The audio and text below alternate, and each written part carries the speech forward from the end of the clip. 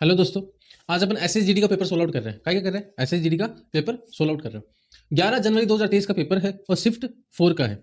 देखो, जब भी आपके सामने क्वेश्चन आता है, पेपर सोल्व आउट कराने के पीछे का रीजन यही है कि आपको मैं क्वेश्चन ज्यादा क्वेश्चन बताऊं कि कैसे जीडी में कैसे क्वेश्चन आ रहे हैं। जब भी मैं क्वेश्चन कर रहा हूं तो सबसे पहले आप वीडियो पॉज करके क्वेश्चन पढ़ोगे, खुद सोल्व आउट करके देखोगे, फिर बाद में आगे वीडियो देखोगे। ठीक है? तो पहला क्वेश्चन आपके सामने आ गया होगा स्क्रीन पे, पढ़ लो क्या आया क्वेश्चन, फिर बाद में मैं इसको सोल्व आउट कराता हूँ। सबने क्वेश्चन पढ़ लिया?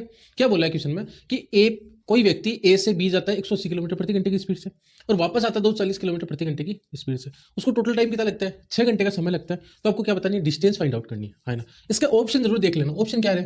872 आ रहे, 650 आ रहे, 617 आ रहे और 217 आ रहे। तो आपको करना क्या है? देखो, डिस्टेंस फाइंड आउट करनी है, पर आपको टोटल टाइम दे दिया कितना? 6 घंटे। तो टाइम बराबर क्या होता है? आपके डिस्टेंस अपॉन स्पीड होता है। टाइम बराबर क्या होता है? Distance upon speed. डिस्टेंस कितनी दे रखी है? डिस्टेंस अपन को फाइंड आउट करनी है, डी लिख दिया मैंने। बटा स्पीड कितनी दे दी? 180 प्लस डी अपॉन 240 बराबर 6। देखो, इसमें इतना टाइम लगा है, इतनी दूरी जाने में इतनी की स्पीड से गया तो कुछ टाइम लगा है।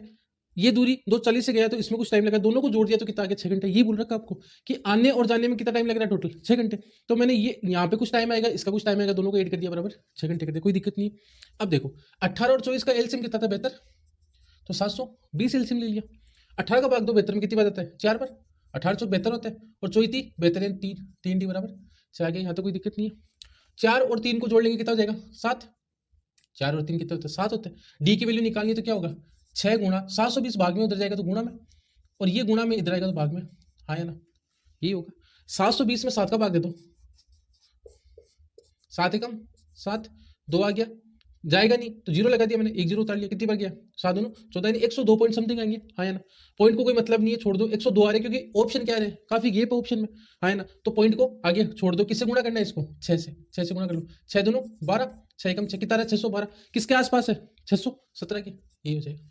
हाँ या ना? कर लोगे, कोई दिक्कत नहीं। और आपको यदि पूरा ही आंसर निकालना है तो आगे पॉइंटों तक करके फिर बाद में गुणा कर लेना 6 से, तो 617 पॉइंट जो भी है आ जाएगा। आगे वाला क्वेश्चन करते हैं। देखो, सेकंड नंबर वाला क्वेश्चन पढ़ लिया होगा आपने और हो भी गया होगा, एकदम सिंपल सा सवाल था। क्या बोला है कि घनाभ है जिसकी भुजा आपको 24, 18 और 12 दे दी, इसको तो पिघलाते हैं और इससे क्या बनाते हैं? अपन घन बनाते हैं। कौन सा घन बनाते हैं जिसकी भुजा कितनी हो? 6 हो। तो आपको बोला कि इसको पिघला के 6 सेंटीमीटर भुजा वाला, ये जो भी है सेंटीमीटर दे रखा, मीटर दे रखा, जो भी है, इतनी भुजा वाले कितने अपन क्या बना सकते हैं? घन बना सकते हैं। तो जब भी ऐसा क्वेश्चन आए तो क्या करना होता है? जो ये घनाभ दे रखा है इसका आयतन ऊपर लिख लेते हैं, बटा घन का आयतन नीचे लिख लेते हैं और भाग दे देते हैं। संख्या आ जाती है, ज्यादा हार्ड नहीं है। पहले घनाभ का आयतन ऊपर लिख लो, क्या होता है? L into B into H होता है। मैं लिख देता हूँ, L into B into H होता है, बटा घन का आयतन क्या होता है? ए क्यूब होता है ना? एल की वैल्यू आपको 24 दे दी, बी की वैल्यू 18 और एच की वैल्यू 12 रख दो यहाँ पे।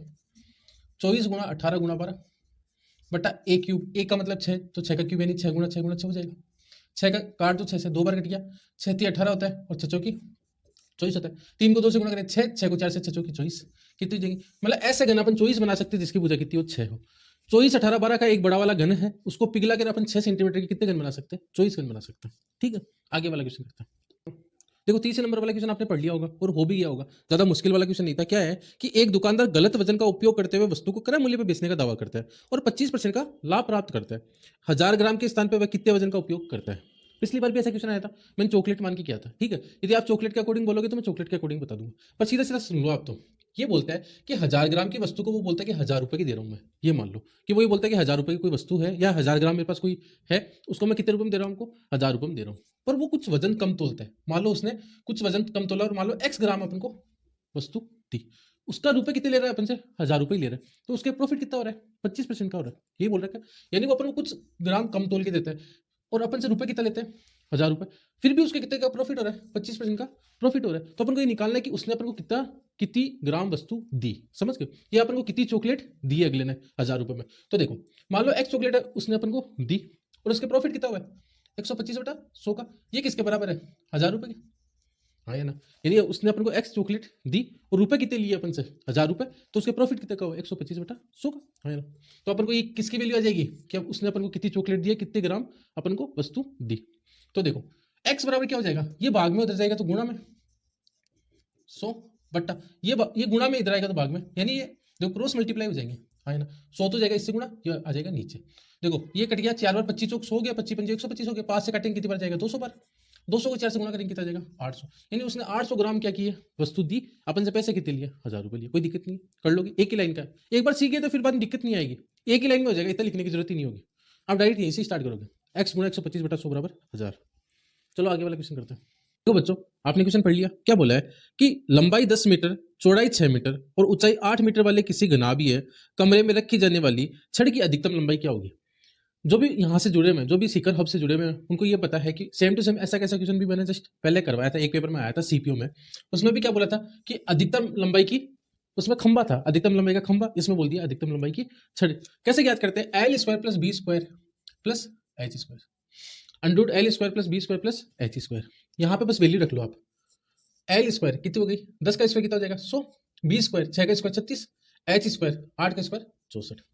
36 और 64 कितने होते हैं 100, 100 और 100 कितने हो गए 200, तो रूट 200। देखो 200 लिख दो, या इसको एक काम करो, ये लिख दो 2 गुणा 100, आए ना। क्यों, क्योंकि रूट 2 की वैल्यू क्या होती है 1.414 होती है, पर आपको जो ऑप्शन दे रखा है उसमें दे रखा है 10 रूट 2, क्या दे रखा है 10 रूट 2। इसका मतलब आपको जो रूट है उसकी वैल्यू नहीं लिख के आपको रूट में 2 लगाना है, और अंडर 100 की वैल्यू क्या होगी 10 होगी, तो 10 रूट 2 हो जाएगा, हाँ है ना। तो आपको ऑप्शन के अकॉर्डिंग चलना है। यदि आपको वहां पे ये बोलता है कि अंडर 2 की वैल्यू 1.414 है तो वो रखनी पड़ती है, फिर पॉइंटों में आंसर निकालना पड़ता है, ठीक है। तो यहाँ पे आपको रूट 2 ऐसा कैसे छोड़ना है। आगे वाला क्वेश्चन पढ़ो आप।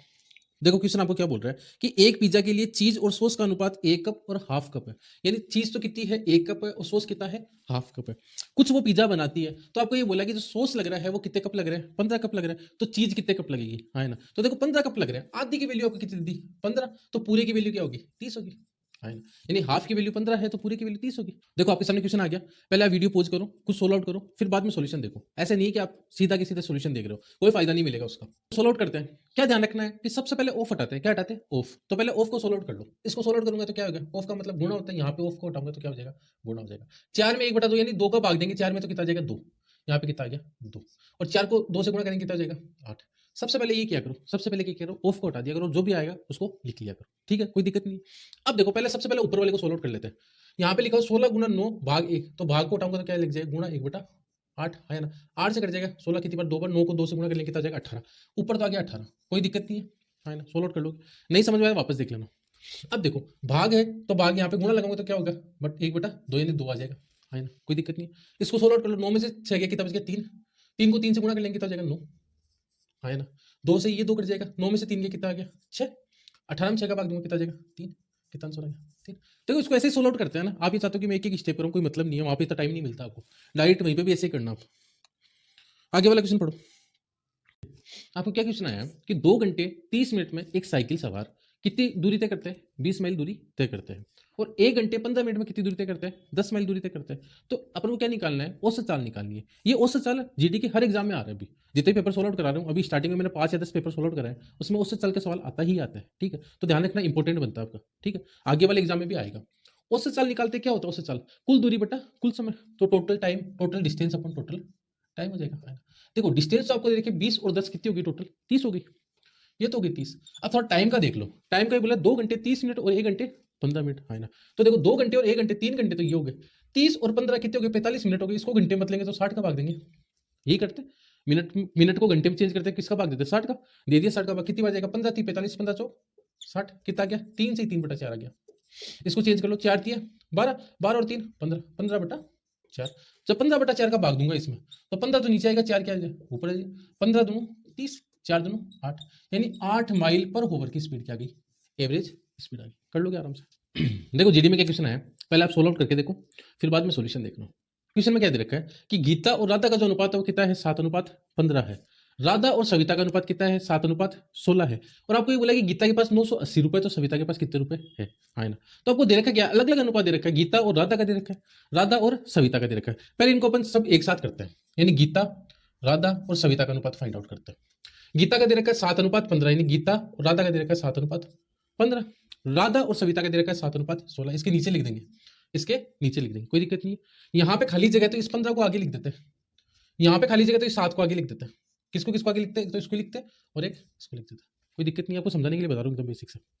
फिर अपन करना क्या, लाइन खींच दिया, इसको इससे गुणा करेंगे। देखो अपन को चाहिए क्या है, अपन को बोल रहा है कि गीता के पास इतने रुपए और सविता का फाइंड आउट करना है, राधा से कोई मतलब नहीं है, राधा को हटा देते हैं। 7 को 7 से गुणा करेंगे कितना आ जाएगा 49, 15 को 16 से गुणा करेंगे, 15 को 15 से, 15 का स्क्वायर कितना होता है 225, 15 को और जोड़ दो 225 में 15 जोड़ो कितना हो जाएगा 240, गुणा करके देख लेना, 15 को 16 से गुणा करके देख लेना कितना आएगा 240 आएगा।